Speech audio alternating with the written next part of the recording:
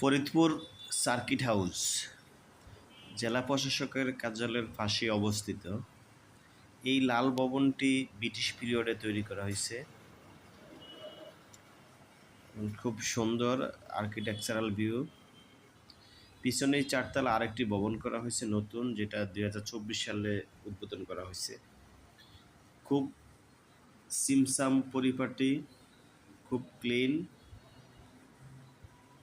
এবং নিরাপত্তাও ভালো।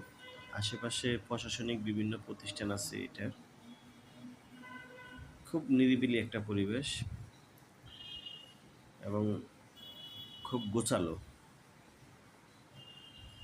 খুবই সুন্দর একটা জায়গা, যদি অনুমতি সাপেক্ষে তারপরে ঢোকা যায় আর কি। অনুমতি ছাড়া বাইরের লোক ঢোকা যায় না।